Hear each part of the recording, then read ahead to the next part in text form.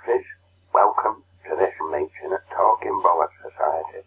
We have before us today a motion on the crisis of capitalism and the failure of markets, and we have none other but the Right Honourable David Cameron, Prime Minister, come to address us on this subject.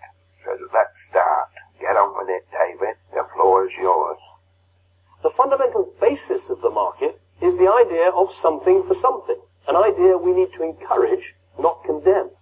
So we should use this crisis of capitalism to improve markets, not undermine them. Can you say that again? So we should use this crisis of capitalism to improve markets, not undermine them. Hey, David, lad, you're supposed to be talking bollocks. You're making too much sense. Now, I believe conservatives in particular are well placed to do this. Bollocks. Because we get the free market, we know its failings as well as its strengths. Bollocks. No true conservative has a naive belief that all politics and politicians have to do is just stand back and let capitalism rip. We know there's every difference in the world between a market that works and one that does not. Markets can fail. David, lad, can you say that again? Markets can fail. Uncontrolled globalization can slide into monopolization, sweeping aside the small, the personal, the local. But we are the party that understands how to make capitalism work. Power. The party that's constantly defended our open economy against the economics of socialism. Power. So where others see problems with markets as a chance to weaken them, I see problems with markets as an opportunity to improve them. Power. Now that's better. Now you're getting into your stride. Give them some real power. Now this reflects two principles that have always been at the heart of what I believe, and that I think have been at the centre of conservative thinking for centuries. The first is a vision of social responsibility. Power. The first is a vision of social responsibility, recognizing that people are not just atomized individuals, and that companies have obligations. And the second principle is a genuinely popular capitalism, which should allow everyone to share in the success of the market. Can you say that again?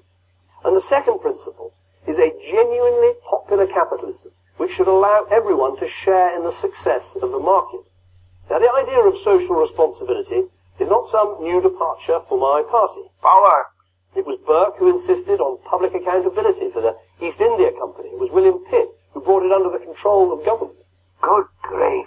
You're not advocating state intervention, are you, David? Nationalisation? It was Burke who insisted on public accountability for the East India Company. It was William Pitt who brought it under the control of government. Aye. He was also responsible for window tax, wasn't he? Willie Pitt. Them Liberals will be raising it as a mansion tax if you're not careful. Later, the same spirit of responsibility helped drive the campaign against the slave traders. Boy. Under Peel, it led to the repeal of the Corn Laws, which had forced up the price of food. Good lad, David. That's double bollocks. It were bloody Pitt's successor, Lord Liverpool. Another Tory Prime Minister you haven't mentioned who brought in Corn Laws in first place, weren't it? Under Peel, it led to the repeal of the Corn Laws, which had forced up the price of food. Aye, and weren't that when Tory party turned against Peel and drove him out along with bloody Gladstone? And didn't them Peelite Tories then go on to form Liberal Party with radicals and Whigs? Under Disraeli, it led to the Factory Acts, which began to set working conditions. More bollocks. Good lad, David. Under Disraeli, it led to the Factory Acts, which began to set working conditions. It was Peel and his bloody father that started Factory Acts, not Disraeli. Disraeli's great claim to fame was 1867 Reform Act, which gave vote to working men for the first time. Aye, and Tory party were dead against him, weren't they? But they couldn't do much about it, could they? And then they realised they were right. Hee. Now, of course, it's true that great campaigns for reform drew strength from many other movements too. But social responsibility, watching over business, correcting market failure, recognising obligations, that has been part of the Conservative mission from the start. Hey lad, what are you saying? You want to finish there? You were doing right well there, man. Hey, it just shows you the advantages you public school boys get. But Was it Eton you went to? Fine sense of history they gave you. You managed to name 3 out of 4 prime ministers, and every one of them were at odds with each other. You're really good at talking bollocks, aren't you, David? We'll have to have you back another time. But I'd like to propose that we make David Cameron an honorary member of our Talking Bollocks Society. What do you reckon, lads? Here, bollocks!